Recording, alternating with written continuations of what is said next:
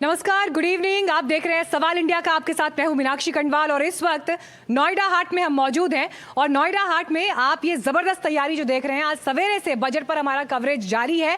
Coverage का महत्वपूर्ण analysis इस समय आपके सामने आने वाला है, क्योंकि सवाल इंडिया का इस वक्त ये है कि बजट इंडिया को पसंद आया, बजट इंडिया की उम्मीदों पर खरा उतरा। और जैसा अमूमन रवायत रही है, आरोप लगते हैं कि भाई चुनावी बजट है, रेवड़ियां बांट दी। इस बार के बजट पे क्या वैसा ठप्पा लगा या नहीं लगा, इन सारे सवालों का विश्लेषण करने के लिए हमारे साथ एक बड़ा पैनल इस वक्त मौजूद है। और अगर आपकी नजर जाएगी तो वहां गणेश किराना स्टोर से लेकर विद्या केंद्र, पराक्रम सेंटर, यहां पर जेंजी हमारे साथ बैठा हुआ है, वहां पर लक्ष्मी ज्वेलर्स है, विष्णु ऑटोमोबाइल्स है, संजीवनी सेंटर है। तो हर सेक्टर को क्या मिला, कितनी उम्मीदों पर खरा उतरा, इस पर बात होगी। सबसे पहले तो जोरदार तालियों के साथ एक बार आप सभी का स्वागत मैं करती हूँ। इन तालियों में मेरा भी एक स्वर आप शामिल कर लीजिएगा।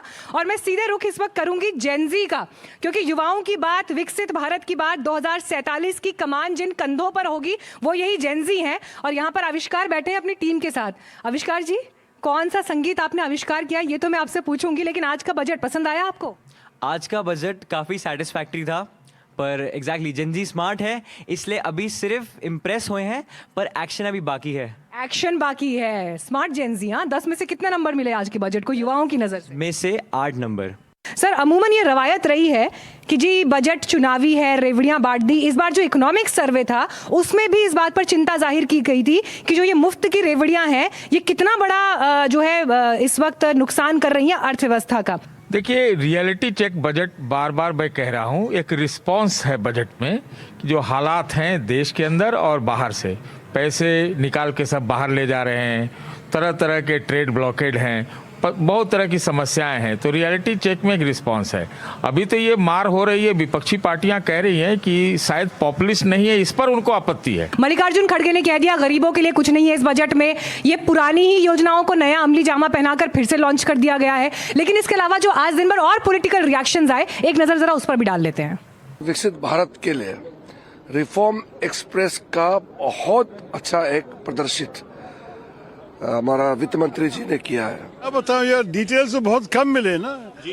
जैसे कि 3-4 हेडलाइन, ख्याल में भारत का सबसे ज्यादा बड़ा केरला, कोकोनट प्रोड्यूसिंग स्टेट तो केरला ही है, तो वो तो होना चाहिए। वैसे भी फिशरीज में हमें कुछ बेनिफिट होना चाहिए। विकसित और आत्मनिर्भर भारत का बजट। मोदी सरकार के पास अब नई आइडिया खत्म हो गई है। ये बजट भारत की कहीं अधिक आर्थिक, सामाजिक और राजनीतिक चुनौतियों के लिए एक सवाल होके बैठा है। पिछले बार बजट की साइज से इस बार के बजट की साइज एजुकेशन के लिए बढ़ी है। डिसअपॉइंटिंग बजट है। उस समय पे जब देश को सबसे ज्यादा दिशा और दशा की जरूरत थी, उस समय पे ये बजट ने हमें डिसअपॉइंट किया है। 2047 जब हम एक विकसित भारत बनाने का जब हम जिक्र करते हैं, तो ऐसे में अब ये जो अगला क्वार्टर शुरू हुआ है 25 से लेके 50 तक का, यहाँ से अब हमें हर उस सोच को बल देकर आगे बढ़ना होगा जो इवेंचुअली 2047 में भारत को एक विकसित देश बनाने का काम करे। अगर देश में समाज के 4 महत्वपूर्ण अंग या महत्वपूर्ण वर्ग को देखा जाए तो महिलाएं हैं, किसान हैं, युवा हैं और गरीब हैं, जो हमारे माननीय प्रधानमंत्री भी कहते हैं और मानते हैं। तो आज उनके लिए क्या किया गया? विपक्ष को समझने पहले उनके लिए, उसके लिए बुद्धि होनी चाहिए। इस बजट को समझने के लिए आपको बुद्धि लेके आना पड़ेगा। आप द्वेष लेके आएंगे, गुस्सा लेके आएंगे तो ये बजट आपको कभी समझ में नहीं आएगा। जो टैरिफ की मार झेल रहे हैं, उस टैरिफ की मार पर कुछ हुआ हो तब तो पता चलता। टैरिफ पे तो कुछ इन्होंने दिया नहीं, एक्सपोर्टर्स को कोई राहत मिली नहीं। बजट पेश होने से ठीक पहले की तस्वीर देखिए। राष्ट्रपति द्रौपदी मुर्मू वित्त मंत्री निर्मला सीतारमण को अपने हाथों से दही चीनी खिला रही हैं। पीछे दीवार पर महात्मा गांधी की तस्वीर भी है, उस भारतीय भावना के प्रतीक के रूप में जिसकी मांग है कि बजट दूरदर्शी होना चाहिए और बजट की पहुंच आखिरी आदमी तक होनी चाहिए। तो क्या ये मान लिया जाए कि दही चीनी का स्वाद भविष्य के प्रति भरोसा पैदा करने वाला है? ये बजट 2047 के विकसित भारत की हमारी ऊंची उड़ान का मजबूत आधार है। साथियों, आज भारत जिस रिफॉर्म एक्सप्रेस पर सवार है, इस बजट से उसे नई ऊर्जा, नई गति मिलेगी। जो पाथ ब्रेकिंग रिफॉर्म्स किए गए हैं, वो एस्पिरेशन से भरे हुए भारत के साहसिक, टैलेंटेड युवाओं को उड़ने के लिए खुला आसमान देते हैं। ये बजट ट्रस्ट बेस्ड गवर्नेंस और ह्यूमन सेंट्रिक अर्थरचना के विजन को साकार करता है। वित्त मंत्री निर्मला सीतारमण ने नवी बार जो बजट पेश किया, उसने ये संदेश भी दिया है कि हर बजट चुनावी नहीं होता। कुछ बजट कर्तव्य पूरा करने वाले बजट होते हैं। First kartavya is to accelerate and sustain economic growth by enhancing productivity and competitiveness and building resilience to volatile global dynamics. Our second kartavya is to fulfill aspirations of our people and build their capacity, making them strong partners in India's path to prosperity. Our third kartavya, aligned with our vision of Sabka Saath, Sabka Vikas, is to ensure that every family, community, region and sector has access to resources, amenities and opportunities for meaningful participation. आपको जल्दी से बता देते हैं कि budget में क्या खास है। 17 जरूरी दवाओं पर से टैक्स हटा दिया गया है। 7 रूट पर हाई स्पीड रेल कॉरिडोर बनाने की तैयारी है। विदेश यात्रा के पैकेज पर लगने वाला टैक्स बहुत कम कर दिया गया है। सरकार 5 बड़े यूनिवर्सिटीज टाउन बनाएगी। गांव के बुनकरों और छोटे कारीगरों के लिए महात्मा गांधी ग्राम स्वराज योजना शुरू होगी। खेती किसानी को हाईटेक बनाने के लिए भारत विस्तार नाम का एक डिजिटल टूल आएगा।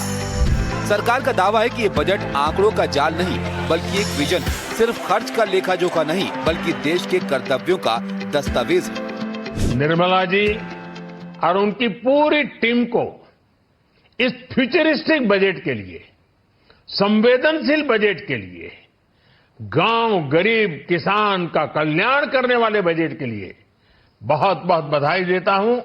हमारे साथ कुछ राजनीतिक मेहमान भी जुड़ रहे हैं, उनसे भी अब बात करते हैं। बीजेपी, कांग्रेस, सवाल इसलिए भी क्योंकि देखिए, जब प्रधानमंत्री से लेकर कैबिनेट के बाकी जो मंत्री सामने आए, उन्होंने सबने बजट का स्वागत किया, लेकिन कांग्रेस पार्टी से मल्लिकार्जुन खड़गे ने इसे गरीबों के विरुद्ध बताया और डिसअपॉइंटिंग, निराशाजनक बजट बताया। इसी पर करेंगे अब आगे बात।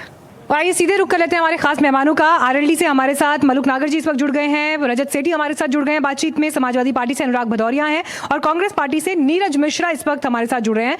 अनुराग जी, सबसे पहले आपका रुख करते हुए, कैसा लगा बजट? विदेश जाने का प्लान कर रहे थे क्या? विदेश जाना सस्ता हो गया आज के बजट में? देखिए, ये बजट हिंदुस्तान के किसान विरोधी है, गरीब विरोधी है और महिला विरोधी है।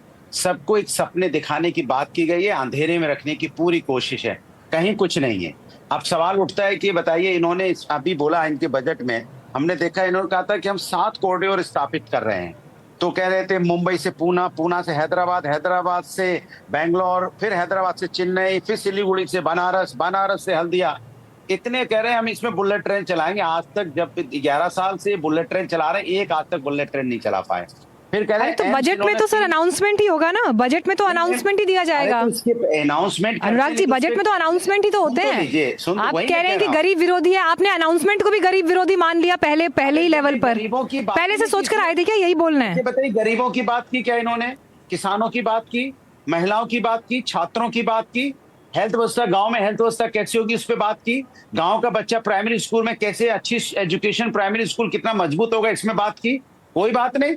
ये सिर्फ कुछ चंद लोगों को, 5% लोगों के लिए बजट बनाते हैं। लखपति दीदी मॉडल पर रोजगार और आय बढ़ाने की स्कीम है।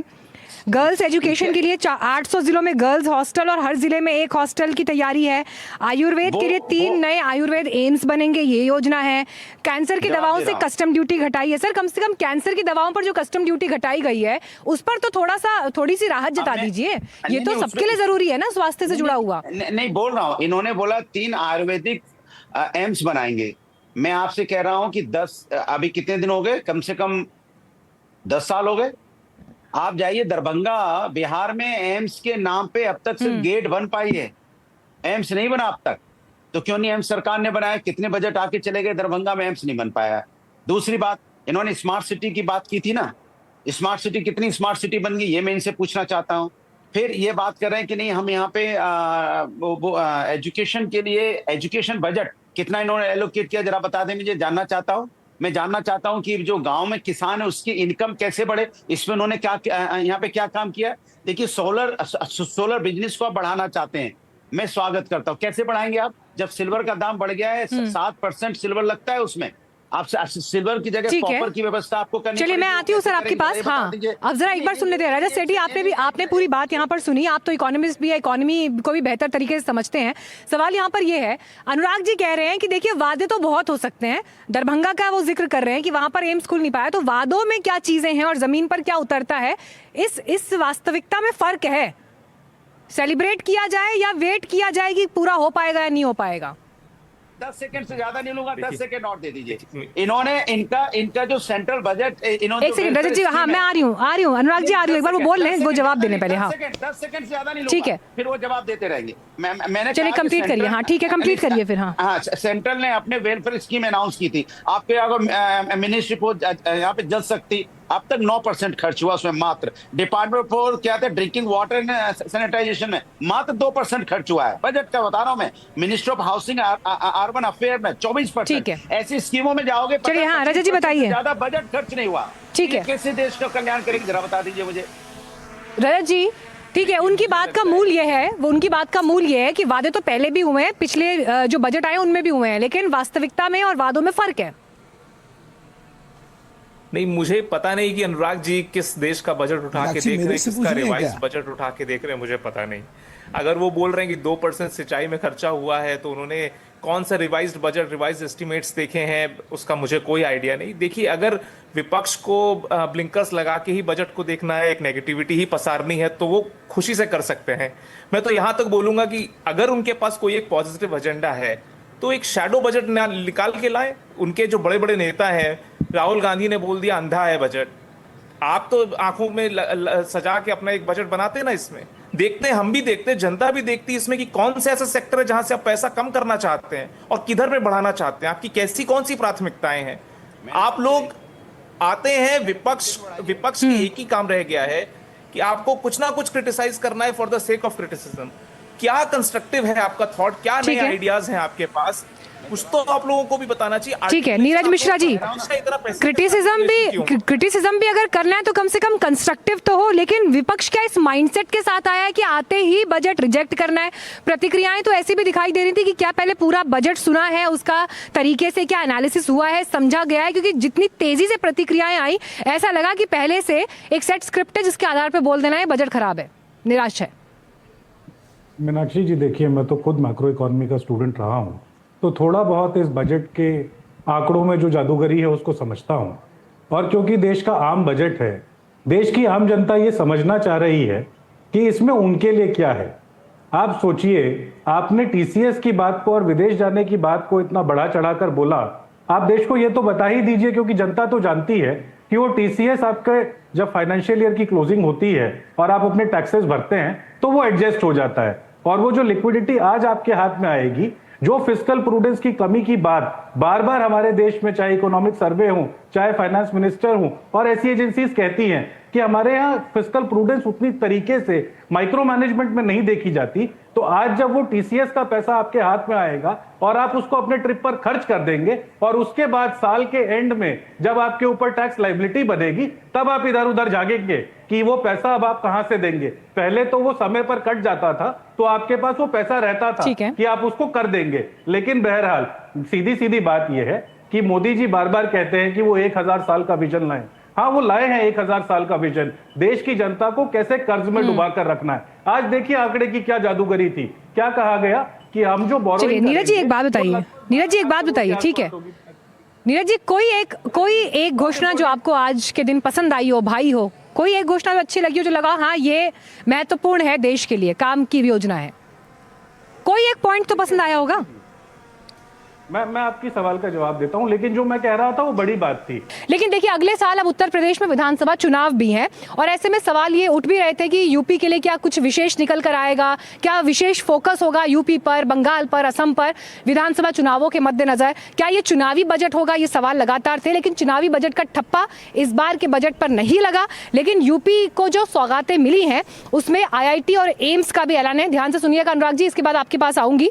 तो अखिलेश यादव ने कहा कि यह खोखला बजट है। उत्तर प्रदेश में बजट को लेकर जो बातें की गई उसके इर्द गिर्द आज राजनीति की सुई कैसे घूमी, रिपोर्ट देखिए।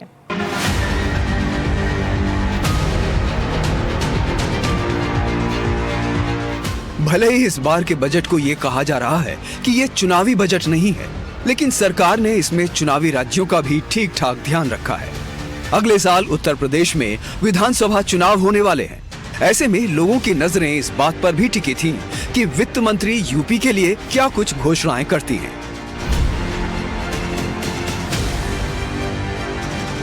सवाल ये उठता है कि केंद्र सरकार ने बजट में यूपी को क्या कुछ दिया है।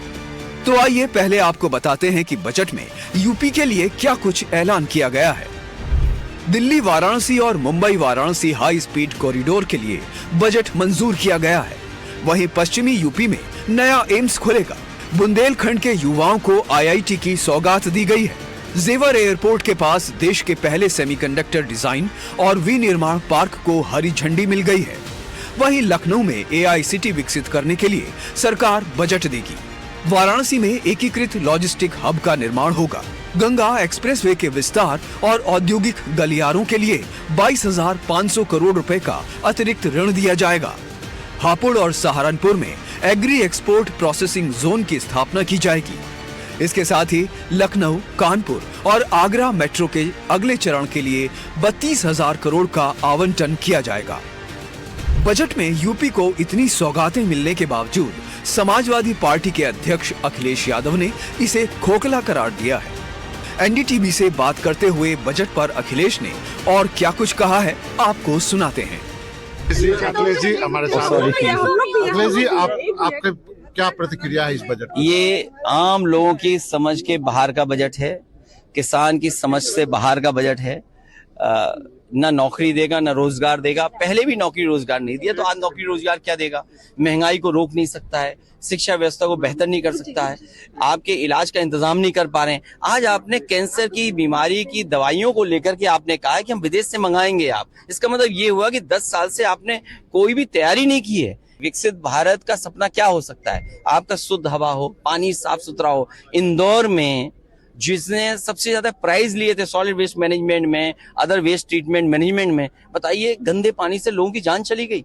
ये आपका स्मार्ट सिटी है। ये वक्त आ गया है कि लोहे पर पीतल चढ़ा करके जेवर बनवाना पड़ेगा।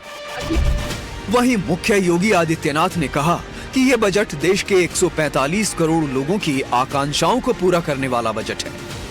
यह बजट समाज के प्रत्येक तबके को, युवा हो, महिलाएं हो, अन्नदाता किसान हो, उद्यमी हो, इन सब को ध्यान में रख करके बनाया गया नए भारत का, विकसित भारत की तरफ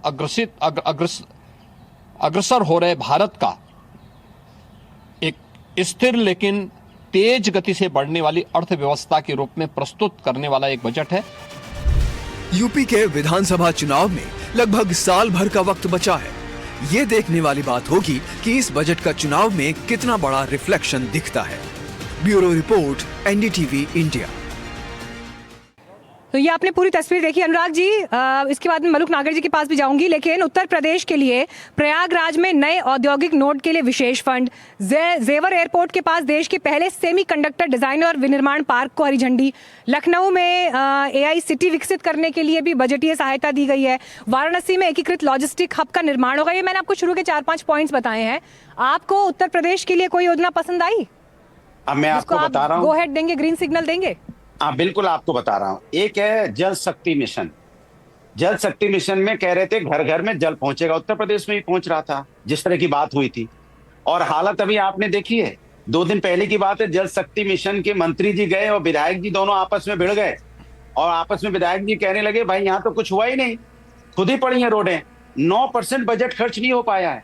तो ऐसे बजट का क्या फायदा जो आप सिर्फ सपना दिखाते हैं। इसलिए मैंने कहा ना, सपना दिखाने वाला बजट है ये। सपना तो देते हैं, देते कुछ नहीं। यही तो मैंने कहा ना, स्मार्ट सिटी बनाने की बात की कि क्या इन्होंने बनाई? क्या नहीं।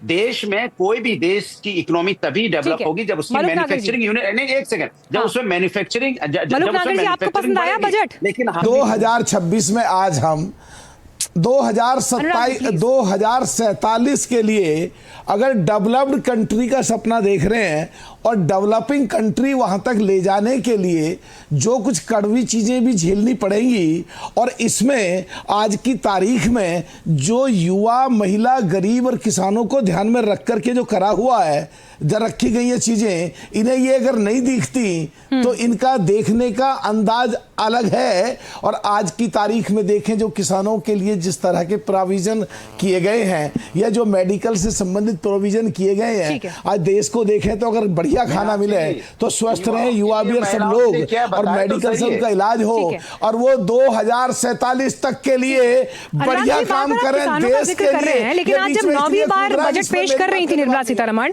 उन्होंने अपने बजट भाषण में स्पेसिफिकली कहा कि छोटे और सीमांत किसानों पर हमारी सरकार विशेष ध्यान दे रही है।